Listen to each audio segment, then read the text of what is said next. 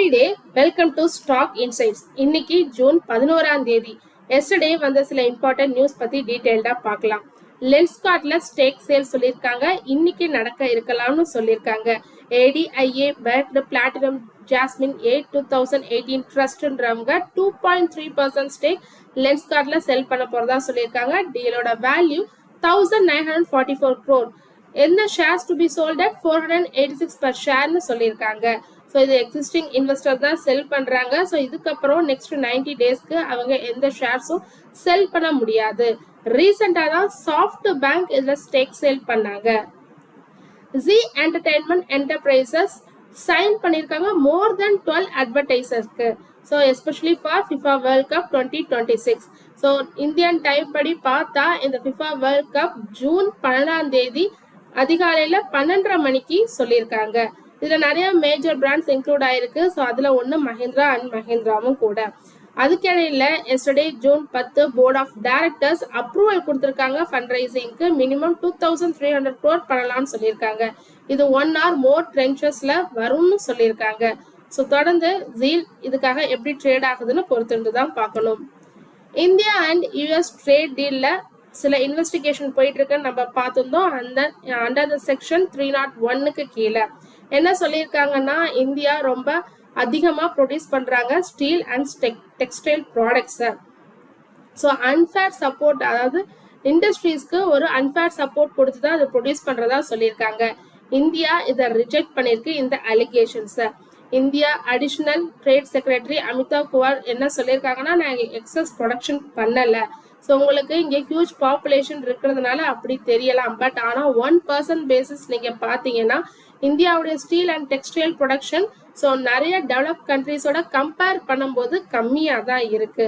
So இது வரைக்கும் trade deal agreement sign ஆகலை. இந்த செக்ஷன் 301 இன்வெஸ்டிகேஷன் போயிட்டு இருக்கிறதுனால, ஸோ இந்த செக்ஷன் 301 இன்வெஸ்டிகேஷன் ஜூலை 15 தான் தெரியும்னு சொல்லியிருக்காங்க. அதனால இது வரைக்கும் சைன் பண்ணல. ஸோ ட்ரேட் டீல் அக்ரிமெண்ட்டும் ஜூலை மிட்ல தான் சைன் ஆகப்படும்னு சொல்லியிருக்காங்க. சப்போஸ் அதுக்கு முன்னாடியே சைன் ஆச்சுன்னா இந்தியா என்ன கேட்டிருக்காங்கன்னா, அஷூரன்ஸ் கேட்டிருக்காங்க. இந்த சைன் பண்ணதுக்கு அப்புறம் எந்த ஒரு நியூ டாரிஃபும் இந்தியா மேல இம்போஸ் பண்ணக்கூடாதுன்னு சொல்லியிருக்காங்க. மீஷோல எஸ்டர்டே ஸ்டேக் சேல் நடந்திருக்கு. ஃபெடரலிட்டி இன்வெஸ்ட்மெண்ட் 1.31% ஸ்டேக்கை செல் பண்ணியிருக்காங்க. 988 crore around 5.98 crore share sell பண்ணியிருக்காங்க. அட் த பிரைஸ் 165 per ஷேர்னு செல் பண்ணியிருக்காங்க. ஸோ பையர்ஸ் நேம் இது வரைக்கும் வெளிவரல. RBI ஜூன் 10 எஸ்டர்டே 135 NBFC லைசன்ஸை கேன்சல் பண்ணியிருக்காங்க. இதுல 13 NBFC வாலண்டியரா வந்து எங்களுக்கு இந்த லைசன்ஸ் தேவையில்லைன்னு சரண்டர் பண்ணியிருக்காங்க. தமிழ்நாடு பேஸ்ட் NBFC ஆன திருநெல்வேலி டுட்டிகோரியன் இன்வெஸ்ட்மெண்ட்ன்றவங்க வாலண்டியரா வந்து எங்களுக்கு இந்த NBFC லைசன்ஸ் தேவையில்லை, ஏன்னா நாங்கள் ஃபினான்ஸ் பிசினஸ்ல இருந்து எக்ஸிட் ஆயிட்டோம்னு சொல்லி கொடுத்துருக்காங்க. ராஜேஷ் எக்ஸ்போர்ட் ஸோ கடந்த 5 ஒர்க்கிங் டேஸா கிட்டத்தட்ட 25% வரைக்கும் இறங்கியிருக்கு. செபி இன்னும் இன்வெஸ்டிகேட் பண்ணிட்டு தான் இருக்காங்க. அந்த ஓவர் ஸ்டேட்டட் ரெவன்யூ ஆன 15.15 lakh crore between financial year 21 and 25 வந்ததை இன்வெஸ்டிகேட் பண்ணிட்டு தான் இருக்காங்க. ஸோ எது ரிலேட்டடான இஷ்யூன்னு பார்த்தீங்கன்னா, ஸ்விஸ் சப்சிடரியான வால்கம்பி. ஸோ ராஜேஷ் எக்ஸ்போர்ட் என்ன சொல்லியிருக்காங்கன்னா, சேர்மேனான ராஜேஷ் மேத்தா செபி தான் மிஸ்டேக் மேக் பண்ணிடுச்சு. செபி எபிடாவை ரெவன்யூன்னு நினச்சிக்கிட்டாங்க. எபிடா வேற, ரெவன்யூ வேற. So completely different numbers. So அதுதான் கன்ஃபியூஷனுக்கு காரணம். அது மட்டும் இல்லாமல் வால்கம்பி கிட்டத்தட்ட 900 tons of precious metal every year process பண்ணுறதாகவும் சொல்லியிருக்காங்க. ஸோ இது ஒரு லார்ஜ் பிஸ்னஸ். ஸோ அதுக்கான எல்லா டாக்குமெண்ட்ஸும் நாங்கள் செபி கிட்ட சப்மிட் பண்ணிட்டோம். ரிப்போர்ட்ஸும் ஆடிட் பண்ணிட்டாங்கன்னு சொல்றாங்க. ஆனால் இதை தவிர செபி நிறைய கன்சர்ன் ரைஸ் பண்ணியிருக்காங்க. அதாவது ப்ரமோட்டர் லிங்க்ட் அக்கௌண்ட்ஸ்க்கு எப்படி டிரான்சாக்ஷன் நடந்தது, சர்டன் கம்பெனிஸ்க்கு இடையில நடந்திருக்கு, இன்வெஸ்ட்மெண்ட் அண்ட் லோன்ஸ் எல்லாம் ரிலேட்டட் என்டிட்டிஸ்க்கு கொடுத்துருக்கீங்க. ஸோ இதை பத்தியும் கேள்வி கேட்டிருக்காங்க செபி. இதுக்கு ராஜேஷ் எக்ஸ்போர்ட் எல்லா டிரான்சாக்ஷனும் லீகல் அண்ட் பிசினஸ் ரிலேட்டட் தான், நாங்கள் அதை ஆல்ரெடி சப்மிட் பண்ணிட்டோம்னு சொல்லியிருக்காங்க. ஓயோவோட பேரண்ட் கம்பெனியான பிரிசம் ஹோட்டல் அண்ட் ரெஸ்டாரண்ட்ஸ்க்கு பாசிட்டிவ் அவுட்லுக் கொடுத்துருக்காங்க S&P குளோபல் ரேட்டிங்ஸ். ஸோ ஏர்லியரா ஸ்டேபிள் கொடுத்துருக்காங்க, இப்போ பாசிட்டிவ் அப்கிரேட் பண்ணியிருக்காங்க. ஸோ இப்போ என்னன்னு பார்த்தீங்கன்னா S&P believes ஓயோட ஏர்னிங்ஸ் அண்ட் ஃபினான்சியல் பொசிஷன் இன்னும் நெக்ஸ்ட் 12 monthsல இம்ப்ரூவ் ஆக போகிறதா சொல்லியிருக்காங்க. ஏன்னா ரீசெண்டாக தான் ஓயோக்கு செபி கிட்டேருந்து அப்ரூவல் கிடைச்சிருக்கு IPO. இந்த IPO சக்ஸஸ்ஃபுல்லாக ஆயிடுச்சுன்னா ஓயோ ஃபண்ட் ரைஸ் பண்ணிட்டாங்கன்னா அவங்களோட டெப்டை கம்மி பண்ணிடுவாங்க, பேலன்ஸ் ஷீட்டும் ஸ்ட்ராங்கராக ஆயிடும்னு சொல்லியிருக்காங்க. எவ்வளோ க்ரோத் எக்ஸ்பெக்ட் பண்ணுறாங்கன்னா S&P ரெவன்யூ வந்து ஃபினான்ஷியல் இயர் 26க்கு 92 பில்லியன் அச்சீவ் பண்ணுவாங்கன்னு சொல்லியிருக்காங்க. And then revenue growth for further financial year 27க்கு 15% அரௌண்ட் இருக்கும்னு சொல்லியிருக்காங்க.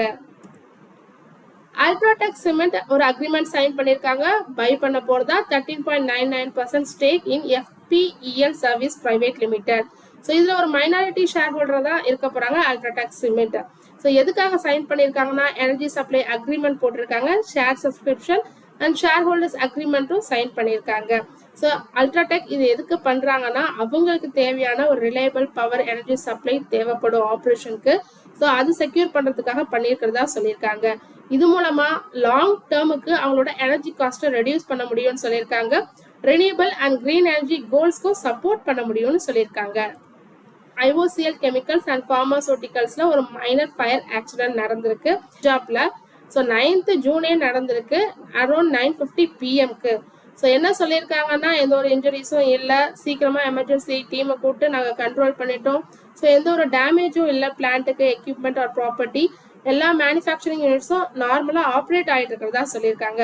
பட் இருந்தாலும் 8 to 10 daysக்கு இன்ஸ்பெக்ஷன் போக தான் போகுது. அதனால அந்த யூனிட் மட்டும் க்ளோஸ்ல தான் இருக்கும்னு சொல்லியிருக்காங்க ஃபார் ரிப்பேர் ஒர்க்குக்காக. ஸோ கம்பெனி இந்த இன்சிடென்ட் வந்து ஓவரால் ஆப்ரேஷன் அஃபெக்ட் பண்ணலை. அப்படி இருந்தாலும் அசட்ஸ் ஆர் இன்சூர்ட்ல தான் இருக்கு. So any loss will be covered by insurance பாலிசின்னு சொல்லியிருக்காங்க IOLCP. Power grid corporation of இந்தியாவுக்கு ஒரு அப்ரூவல் கிடைச்சிருக்கு 484 crore ப்ராஜெக்ட். ஸோ இந்த ப்ராஜெக்ட் எதுக்குன்னு பார்த்தீங்கன்னா அப்கிரேட் பண்ணுறதுக்காக ஸ்கேடா பவர் மானிட்டரிங் சிஸ்டம். இந்த ஸ்கேடான்றது என்னன்னு பார்த்தீங்கன்னா மானிட்டர் அண்ட் கண்ட்ரோல் பண்ணும் இந்தியாவுடைய எலக்ட்ரிசிட்டி டிரான்ஸ்மிஷன் நெட்வொர்க்கே. ஸோ இதுக்காக பவர் கிரிட்டுக்கு Japan bank of international corporation 80 billion yen லோனும் கொடுத்துருக்காங்க. அது மட்டும் இல்லாமல் நியூ அப்பாயின்மெண்ட்ஸ்க்கும் அப்ரூவல் ஆயிருக்கு. லுத்தாரா கம்பெனி செக்ரட்டரி ஆகவும் வெங்கட SV CFO ஆகவும் ஜூலை 1 பதவி ஏற்பாங்கன்னு சொல்லியிருக்காங்க power grid corporation of India.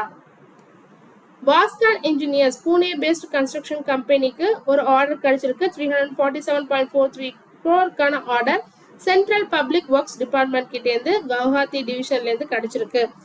Demolish பண்ணி திரும்ப ரீடெவலப்மெண்ட் பண்ண போறாங்க RBI குவார்டர்ஸை. ஸோ இந்த ஆர்டர் தான் அவங்களுக்கு கிடைச்சிருக்கு.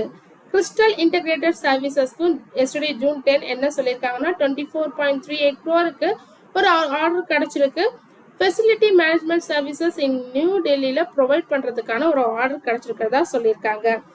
டெக்கான் கோல்டு மைன்ஸ் ஒரு அக்ரிமெண்ட் சைன் பண்ணியிருக்காங்க டு அக்வயர் 51% ஸ்டேக் இன் ஸ்பெயினோட லாக்ரசன் டங்ஸ்டன் ப்ராஜெக்ட்ல பை மார்ச் 2027க்குள்ள அக்வயர் பண்ணணுன்றதுக்கான ஒரு அக்ரிமெண்ட் சைன் பண்ணியிருக்காங்க. இது மூலமா Deccan gold mines critical mineral செக்டார்லையும் என்டர் ஆக போறதா சொல்லியிருக்காங்க. ஸோ இதுதான் எஸ்டர்டே வந்து சில இம்பார்ட்டன்ட் நியூஸ். ஸோ இந்த நியூஸ்க்கு மார்க்கெட் எப்படி தொடர்ந்து ட்ரேட் ஆக போகுது இதுதான் பார்க்கணும். தொடர்ந்து இது மாதிரி யூஸ்ஃபுல்லான மார்க்கெட் அப்டேட்ஸ் வேணும்னா மறக்காம நம்ம சேனலை சப்ஸ்கிரைப் பண்ணுங்க. தேங்க்யூ.